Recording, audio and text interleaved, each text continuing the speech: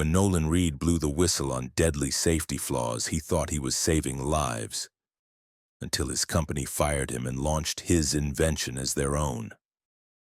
Now, as their lawyers boast in court, one overlooked detail is about to bring it all crashing down. The patents are in his name.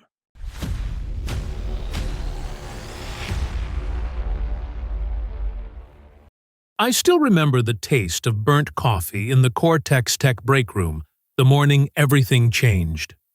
Burnt, bitter, clinging to the back of my throat like the feeling I'd had for weeks now.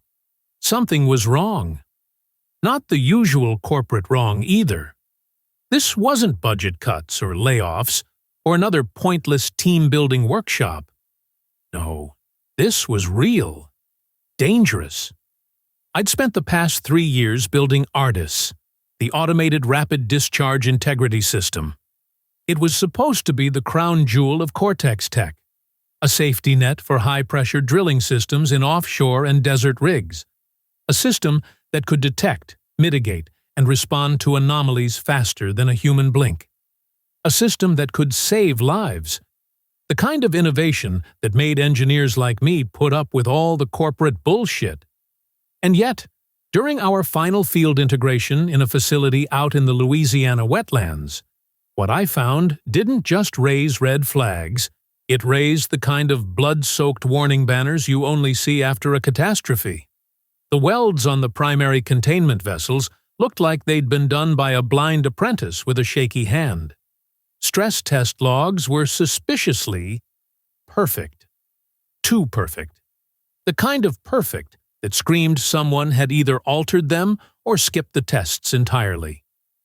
When I manually recalculated tolerances using the real data from the strain gauges I'd hidden into the system out of pure paranoia, I realized we were flirting with a pressure threshold that, if triggered, would result in a chain reaction, metal shrapnel flying through human torsos, flames hotter than hell's front porch.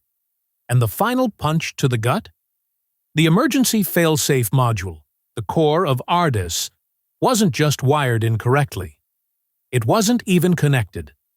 The entire safety system would light up like a Christmas tree in a failure event. But nothing would actually happen. No shutoff. No venting. No salvation. I didn't sleep that night. Instead, I compiled the raw data, photos, calculations, and annotated everything with the kind of obsessive attention that earned me the nickname Hawkeye in the lab. I CC'd the internal compliance team, the system's safety manager, and, with trembling fingers, I sent a direct email to CEO Kelvin Gerard. I didn't want to, but the situation had left me no choice. People were going to die if this thing went live. The next morning, I was pulled from the site, no warning. A black SUV with tinted windows picked me up and drove me back to headquarters in Houston. When I walked into the executive floor, my badge beeped red. Security let me through manually, but the message was loud and clear. "You're not welcome here anymore." Kelvin Gerard was waiting for me behind his minimalist glass desk, flanked by 2 men in tailored suits who didn't bother introducing themselves. His expression was unreadable, not angry, not surprised, just cold. "You sent me quite a report," he said, flipping through the printed version like it was a grocery list. "You understand what you're suggesting?" "I'm not suggesting," I replied. "I'm reporting clear violations of safety protocols. You launch ARTIS like this, and you'll be on CNN with body bags and lawsuits." He looked up. "ARTIS is scheduled for launch in 17 days. We have pre-orders from 4 multinational clients. You want me to halt the project and burn $4 million a week because of what? Your anxiety?" I blinked. "Because of engineering reality." Kelvin leaned forward. "Nolan, you're brilliant. I know that. But you're not irreplaceable. And when brilliant people let paranoia cloud progress, they become liabilities." He slid a folder across the desk. Inside was a termination agreement, already signed. "You're firing me?" I said, the words tasting foreign in my mouth. "For inciting internal panic, obstructing project timelines, and violating chain of command." He gestured toward the suits. "These gentlemen from legal will walk you out." I stood up slowly. "You're going to kill people." He smiled. "Actually," Buck smiled. "Only if you're right." The walk of shame through the Cortex Tech lobby felt surreal. The receptionist didn't meet my eyes. My nameplate was already gone from my office door. My keycard beeped red again when I tried to grab my charger. They handed me a cardboard box with my stuff, mostly books, a cactus I forgot to water, a few photos from a happier time when I actually believed the company I worked for gave a damn about doing the right thing. By the time I got to my car, parked far too perfectly under the blazing sun, I sat there gripping the wheel and watching my reflection in the windshield. They called me paranoid. They called me disposable. But I had something they didn't. I had proof. I had blueprints. I had patents. And they just made a very expensive mistake. I drove aimlessly for over an hour after leaving Cortex Tech. Houston's skyline blurred past, jagged and indifferent. And for a while, I considered just gunning it west until the gas ran out. But that would have been surrender. And I wasn't in the mood to surrender. Not to them. I parked in front of my condo, still half expecting some suited goons to jump out of a black Escalade and slap me with a gag order. Instead, it was just silence. My condo was still mine. My files still in place. And most importantly, my documentation untouched. I spent that night poring through my archives. Artis was my brainchild, and like any obsessive engineer worth his salt, I'd saved everything. Early schematics, beta code, prototype logs, voice memos from those late nights when inspiration struck between coffee and collapse. But it was the Auspant files that made my blood start pumping. 3 years ago, before Cortex Tech even built the team around Artis, I submitted Q provisional patents on the core concepts under my name. Their legal team was supposed to formalize the transfer to corporate ownership. Standard practice. But guess what? It never happened. Their lawyers missed it. Or ignored it. Either way, Artis still legally belonged to me. I called Ashley Maddox, a friend of a friend and a lawyer with a reputation for gutting corporations that fired whistleblowers. She picked up on the second ring. "Let me guess," she said. "You got fired for doing the right thing?" I met her the next day at her downtown office, floor-to-ceiling glass, industrial decor, and an espresso machine that probably cost more than my car. She read my documentation silently, then looked at me with a predator's smile. "Whistleblower retaliation and potentially unlawful use of your IP. Nolan, you've got a shotgun aimed at their legal foundation. Question is, do you want to pull the trigger?" I didn't hesitate. "I want the truth out, and I want them to feel it." She leaned back. "Then, let's bury them." That same day, I submitted a formal complaint to OSHA, anonymously at first. I included photos, schematics, time-stamped data, even GPS logs showing when Artis was tested in unsafe conditions. I wasn't just angry. I was thorough. That evening, while scrolling through news articles about Cortex Tech, I stumbled onto something that nearly made me drop my drink. A headline on Civic Wire, a small but relentless investigative platform. Cortex Tech's Artis, breakthrough in oil safety, or rushed gamble. The byline: Tobias Ventura. Never heard of him. I clicked. The piece was short but sharp. Tobias had noticed inconsistencies in the press release photos from Artis's demo. He'd even circled a small detail most would miss. The system interface still displayed the init screen with my dev signature. NR boot. My initials. My code. I nearly laughed out loud. They had stolen my system so quickly, they hadn't even cleaned it. I tracked Tobias down and messaged him. "You're onto something. Want the full story?" He replied in less than 5 minutes. "I was hoping you'd reach out." We met the next day at a greasy diner just outside the Loop. He was young, sharp-eyed, with an old-school reporter's notebook and no tolerance for corporate spin. "Let me guess," he said, sipping coffee that smelled like motor oil. "You're NR?" "Guilty." I laid it all out, everything. The sabotage, the termination, the ignored warnings. His eyes sparkled the way only journalists and bloodthirsty lawyers can manage. "I figured something was off. You just gave me the proof." He tapped his phone. "If they really used your patented system and tried to erase you, that's more than a story. That's a career ender." He wasn't wrong. But we both knew Cortex Tech wouldn't go down without a fight. Ashley filed the first informal lawsuit.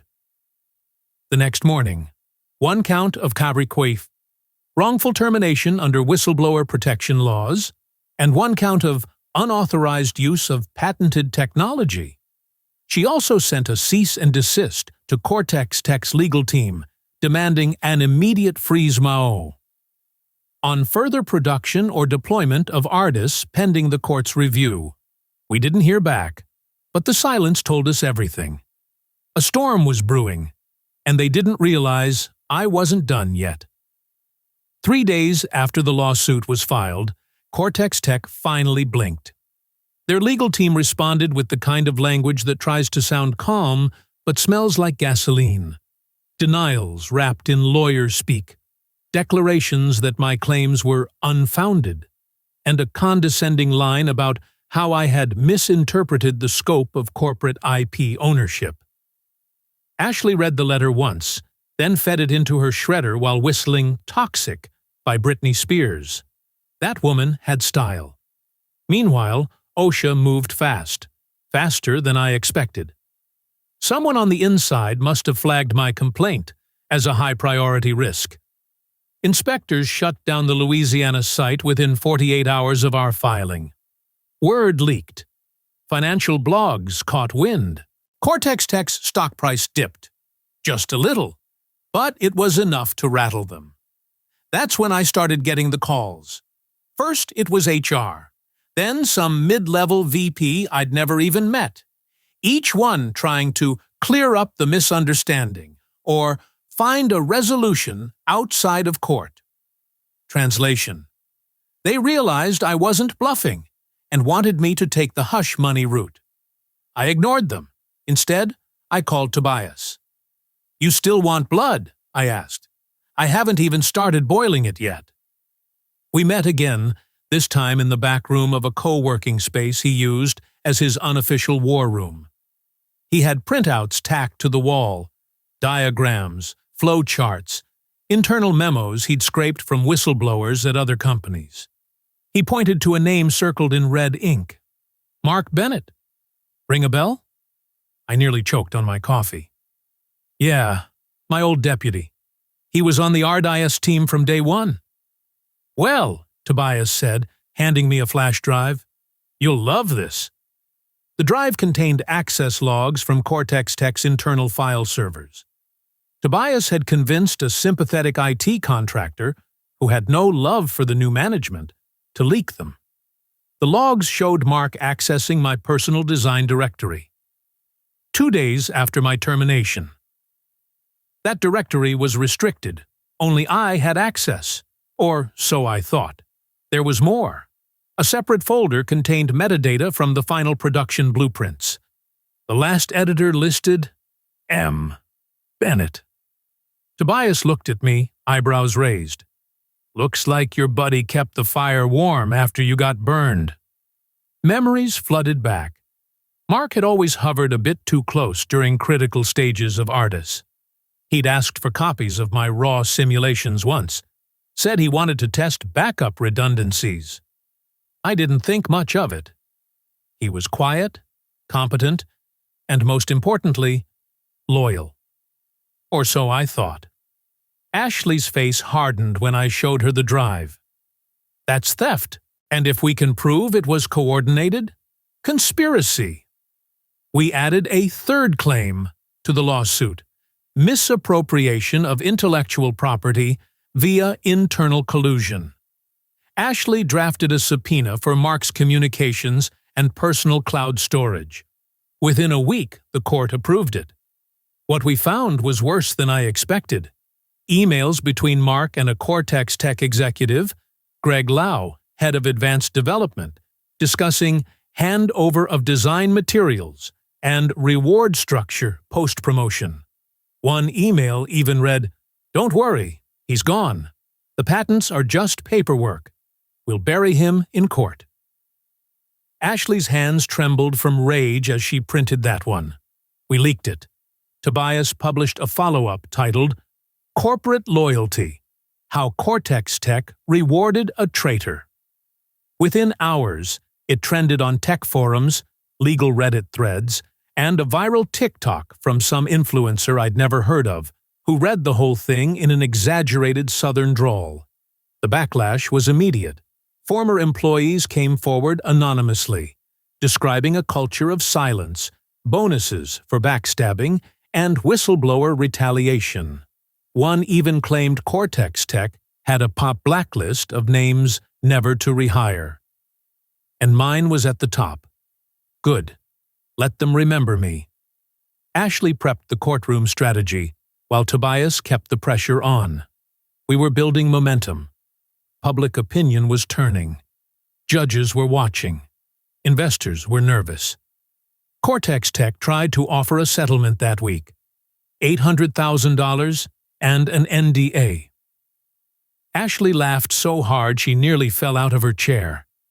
I didn't even blink. "No deal," I said. "They stole my work. They lied. And someone I trusted helped them do it. I didn't just want justice anymore. I wanted the whole machine to bleed." By the time subpoenas started flying like shrapnel, Cortex Tech had gone into full panic mode. Their PR team was churning out stiff, soulless statements every other day. Cortex Tech respects the integrity of all team members. Ongoing legal matters prohibit comment. And my personal favorite, innovation through unity.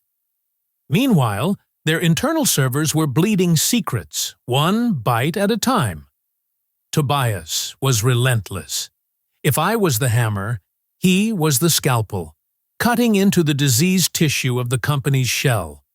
Through one of his sources, a former procurement analyst who got fired after refusing to sign off on forged inspection records, Tobias got access to a hidden internal Slack channel, used by Cortex Tech execs. It had a nickname: the Furnace. Like they knew the place was hell. What we found in that channel wasn't just bad. It was criminal. Executives joked about OSHA inspections, swapped memes mocking whiny engineers, and referred to whistleblowers as sacrifices to keep the ship afloat. One post, dated 2 days after my firing, read, "NR nuked himself. Clean the schematics and run full steam." Ashley stared at the screenshots in silence for a long time, then muttered, "This isn't a civil case anymore. This is fraud, negligence, and obstruction." She filed an emergency motion to compel Cortex Tech to release all communications related to Ardis's deployment, citing risk to public safety. The judge approved it within 24 hours, attaching a formal warning. Failure to comply would result in a contempt of court charge. Simultaneously, OSHA released preliminary results from their inspection. It read like a disaster forecast: inadequate welds on pressure vessels, bypassed safety interlocks, false documentation, use of uncertified contractors for electrical subsystems. Fines totaled $980,000. And that was just the beginning. The site remained shut down indefinitely. Clients started asking questions. Pre-orders were quietly canceled. Cortex Tech's board called an emergency meeting. And in the middle of this firestorm, Mark Bennett finally broke cover. He filed a statement through his own lawyer, trying to spin the betrayal. Said he was pressured by executives, that he never intended harm, and that he only accessed the patents to secure continuity. He framed himself as the fall guy, just a cog in a machine, a victim of manipulation. Tobias wasn't buying it. He tracked down Mark's financial disclosures. And what do you know? $200,000 wired from an entity called Talon Innovations, LLC, a shell company tied to Cortex Tech's senior VP, Greg Lau. Payment memo, performance bonus, Q3. Continuity? My ass. Ashley updated the suit to include Talon Innovations as a co-conspirator, piercing the veil to show it was just a laundering pipe for bribes and dirty payouts. It wasn't just corporate theft anymore. It was racketeering with a side of RICO violations. At the same time, Tobias landed us an invite to a tech ethics panel at the University of Austin. I was hesitant. Public speaking wasn't exactly my thing, but he said the world needed to hear the story from me, not just from court filings and blog posts. So I stood on stage under too many lights, sweating through my shirt while explaining how I built a system to save lives, and watched it get gutted by ambition and ego. The room went quiet when I said, "They didn't just steal my work. They nearly killed people with it." A young woman came up to me afterward. She was maybe 22, in a faded hoodie, trembling a bit. "My dad works offshore," she said. "I don't know anything about patents, but thank you for speaking up." I didn't have a speech prepared for that. I just nodded. The next morning, we received a message from an anonymous Cortex Tech employee using an encrypted email. "If you want the video of the internal meeting where they planned all of this, I can help. I'm tired of being afraid." We were officially in whistleblower territory now, not just me. The machine was starting to eat itself from the inside. Ashley told me to get ready. The trial was approaching, and she had a war chest full of evidence, names, numbers, and now, faces. The first day of the trial felt like stepping into a lion's den wearing gasoline cologne. The federal courthouse in downtown Houston loomed like a brutalist cathedral. Towering marble walls, metal detectors, security with faces like granite. I half expected Cortex Tech's legal team to roll in on gold-plated scooters. Instead, they showed up with briefcases the size of caskets and expressions carved from billable hours. Ashley looked terrifying, in the best way. Black suit, minimal jewelry, zero tolerance for bullshit. She slid a folder across the table to me before opening arguments began. Inside was a full list of our verified evidence, witness list, and timeline. The top page had 2 words underlined in red ink. They knew. Opening statements were exactly what you'd expect. Cortex Tech's lead counsel, a smirking corporate android named Delmar Shaw, strutted up to the jury like he was delivering a TED Talk titled, "Why Stealing is Actually Visionary." He claimed the IARDIS system was developed by a collaborative team, and that I misunderstood the nature of corporate invention. He blamed my termination on emotional instability and disruptive behavior that compromised workplace harmony. Harmony. They used that word like they'd found it in a manual on gaslighting. Ashley? She went straight for the jugular. She laid out the facts. My patents filed independently. Cortex Tech's failure to transfer rights. The internal Slack messages. The shell company payments. The altered system code. The OSHA violations. The fake inspection reports. And the timeline of lies stacked so high they could cast a shadow on the courthouse itself. Then she dropped the line that made 2 jurors lean forward. Cortex Tech didn't just steal technology. They silenced a whistleblower, endangered lives, and rewarded betrayal. Mark Bennett was our first witness. He looked like a balloon half deflated in a suit one size too large. On the stand, his voice cracked as he confirmed the email exchanges with Greg Lau. He admitted to accessing my patent files after my termination. He even admitted, under oath, that he was promised a promotion if he kept the project moving without raising alarms. Delmar Shaw tried to frame him as a disgruntled employee seeking redemption. Ashley skewered that in less than 2 minutes. So, Mr. Bennett, when exactly did your moral compass reboot?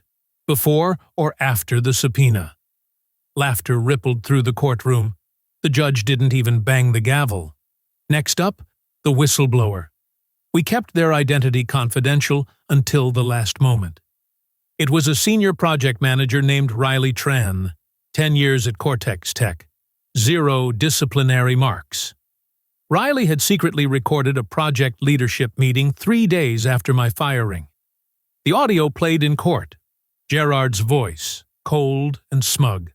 "We own the name Ardis now. Patent or not, we'll drown him in paperwork." Another voice, Greg Lau. "We finish the launch, get paid, and settle later. Cost of doing business." The jury sat frozen.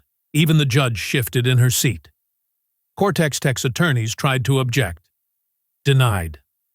The audio was authenticated. We presented charts showing the pressure failure risk if the Ardis system had gone live as configured. OSHA's chief investigator confirmed the defects, confirmed the risk of death, confirmed the falsified documentation. Then came the bombshell. Tobias got us a pretty leaked internal report. Drafted but never published, where Cortex Tech's risk management division calculated the ET, acceptable casualty ratio. If the system failed in a worst-case scenario, it was sine qua non. 9 dead workers, and they called that acceptable. Ashley dropped that report on the exhibit table like a murder weapon. This is what they're willing to pay. 9 lives for revenue. I don't remember the rest of the day clearly. My ears buzzed. My pulse wouldn't slow. The gallery was silent. No tapping keyboards, no coughing, no shifting in seats, just collective shock. When court adjourned, I stepped outside into the cool dusk and found a crowd waiting. Not reporters, people, engineers, safety inspectors, former Cortex Tech employees. Even Tobias looked surprised. Someone had brought a sign that read, "Patents can't protect lives, but whistleblowers can." Ashley stood beside me. She didn't say anything. She didn't need to.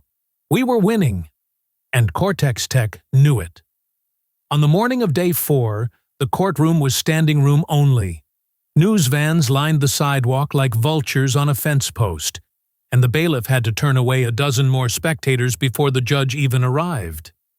It didn't matter anymore that Cortex Tech's lawyers had requested limited media access. The people were watching, and no NDA in the world could stop it now. I'd slept 2 hours the night before. My inbox was flooded with messages, some anonymous, others signed. Most of them from engineers, tech workers, and former employees who'd seen versions of the same corruption in their own companies, but had never dared speak. One email just said, "You gave us language. Now we know what to call it." Cortex Tech's legal team, once so smug and sharp, now looked frayed. The lead counsel's shirt was wrinkled. Greg Lau avoided eye contact as he walked in, and Kelvin Gerard, usually so camera-ready, looked like he hadn't shaved in 2 days. The media had unearthed old footage of him denying whistleblower allegations in a different case, one that mysteriously settled out of court. Now that clip was circulating with headlines like, "Serial Suppressor? Cortex Tech CEO faces pattern of retaliation." Ashley opened that day with quiet force. "Your Honor," she said, "we have reason to believe that Cortex Tech engaged in systemic destruction of internal documents following our initial lawsuit. We request a forensic audit of their cloud infrastructure." The room murmured. Delmar Shaw objected. The judge overruled him without hesitation. "You're in deep enough already, counselor. Let's get to the bottom of this." The next witness was unexpected and explosive. Tobias had found a fired data technician who'd worked at Cortex Tech's cybersecurity department. She testified under subpoena that she'd been ordered to erase server logs and internal Slack backups just days after OSHA's investigation began. She provided the metadata timestamps. It was clear, undeniable obstruction. Ashley moved fast. "Your Honor, given this testimony and the pattern of behavior, we ask for a partial summary judgment on the IP violation claim. The patents are filed under Nolan Reed. The defense has not produced and cannot produce any signed transfer agreement. Therefore, the court must acknowledge ownership belongs to the plaintiff." Shaw scrambled, muttering about needing more time to review. The judge was done playing games. "Mr. Shaw, I gave you time, and you gave me evasion." She turned to the courtroom. "This court recognizes the intellectual property of the Artis system to be the legal property of Mr. Nolan Reed. Effective immediately, Cortex Tech is ordered to halt all use, production, licensing, and further development of said technology." Just like that, it was over. 3 years of work, stolen, twisted, whitewashed through press releases and empty marketing slogans, and now, legally, mine again. But it wasn't the end. The judge recessed early, allowing time to review the obstruction claims. Outside, reporters swarmed me, shouting questions like I was a senator caught in a scandal. I said nothing. Ashley pulled me through the crowd, one hand gripping my shoulder like a lifeline. Back at her office, she opened a bottle of cheap champagne someone had left in the fridge for another client. We didn't toast. We just sat on the floor and passed the bottle back and forth, exhausted. "You know what they're going to try next?" she asked. "Appeal?" "Probably. But I meant the corporate tactic. You took their golden goose.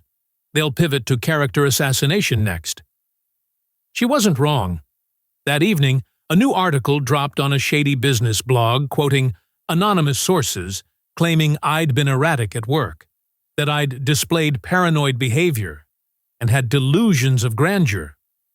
The piece said I'd possibly doctored my own patents to provoke a lawsuit. Tobias called me immediately. "We know who's behind it. The domain was registered last week by a Cortex Tech contractor. We'll trace it." But honestly, I didn't care. Let them scream into the void. They'd already lost the only game that mattered, credibility. 2 days later, the final testimony sealed it. An executive assistant, someone I didn't know, someone I'd probably passed in the hallway without a second glance, testified that she overheard Gerard discussing the containment strategy if I went public. Her handwritten notes from that meeting, kept on instinct, included the phrase, "Smear campaign plus unstable engineer angle. Use internal contacts in media." It was signed KG. Even Delmar Shaw's face paled. Ashley stood for closing arguments like a woman drawing a sword. In this courtroom, you've seen the anatomy of corporate rot. A company so confident in its power that it didn't just steal. It covered, mocked, and destroyed anything that got in its way. But this isn't just about a man and his patents. It's about truth, about what happens when silence is demanded and someone dares to speak anyway. Her voice didn't waver. And what happens when someone speaks, and the world listens? The jury deliberated for less than 2 hours. They came back with full liability on all counts. Unlawful termination and whistleblower retaliation. awarded $385,000. In damages, intellectual property theft, awarded $2.4 million in compensation and lost licensing. Punitive damages, for corporate misconduct, $1 million. Court-ordered audit and permanent injunction against Cortex Tech's use of RDIS or any derivative system. Gerard didn't even stay to hear the verdict. He left the courtroom 10 minutes into deliberation. Later, I found out the board forced him to resign. Greg Lau was under investigation. Mark Bennett's career was over. And Cortex Tech? They halted trading the next morning.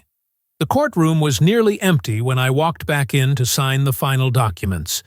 Just me, Ashley, a sleepy court clerk, and that low hum of fluorescent lights that always feels like a government building whispering, "Don't forget who owns the pens." But that day, it was my signature that mattered. I signed my name at the bottom of the enforcement order, the final act in a 3-year saga of lies, silence, and betrayal. The ink felt heavier than it should have, like gravity had decided to finally honor the weight of the truth. When we stepped outside, the air was crisp for Houston. Ashley nudged me with her elbow. "You realize they'll write case studies about this, right?" "God, I hope not," I said. "Let me be a footnote." She laughed, but she knew this was never going to be a footnote. It was precedent.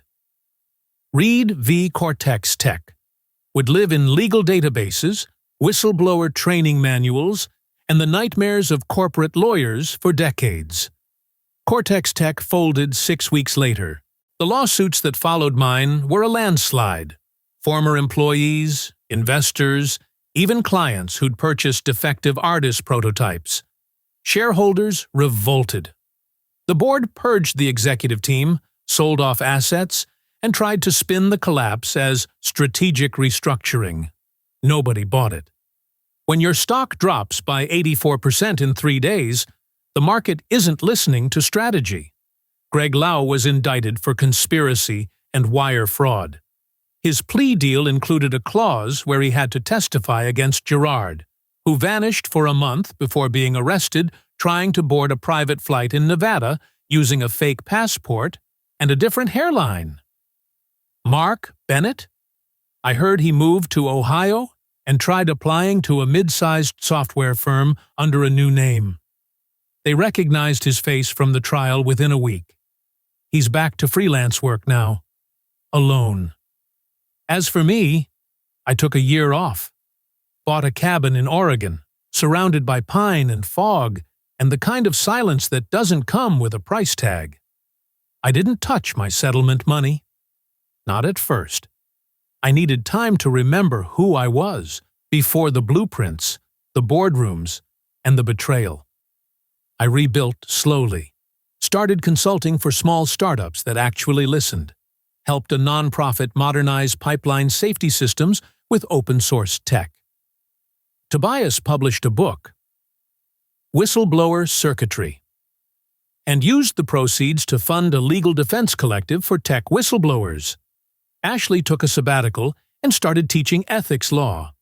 Her first lecture opened with, "Patents are paper, but courage? That's steel. The RDIS system? It's mine now. Fully, irrevocably.